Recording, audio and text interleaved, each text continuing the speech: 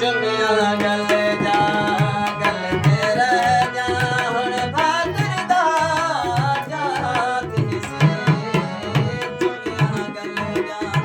ਗਲ ਤੇ ਰਹਿ ਜਾ ਹੁਣ ਭਾਦਰ ਦਾ ਜਾਤ ਸੀ ਪੂਰਨਿਮਾ ਦੇ ਪੁੱਤ ਦੀ ਸ਼ਾਦੀ ਪੂਰਨਿਮਾ ਦੇ ਪੁੱਤ ਦੀ ਸ਼ਾਦੀ ਦੀ ਤਸਵੀਰ ਦਾ ਜਾਤ ਸੀ ਚੁੰਮਿਆ ਗਲ ਜਾ ਗਲ ਤੇ ਰਹਿ ਜਾ ਹੁਣ ਭਾਦਰ ਦਾ ਜਾਤ ਸੀ ਚੁੰਮਿਆ ਗਲ ਜਾ ਗਲ ਤੇ ਰਹਿ ਜਾ ਹੁਣ ਭਾਦਰ ਦਾ ਜਾਤ ਸੀ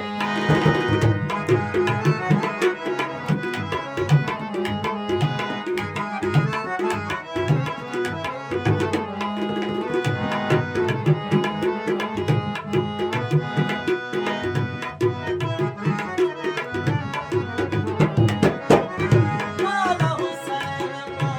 ਬਾਗੀਆਂ ਖੜੇ ਵਾਲੇ ਮੁਫਤੀ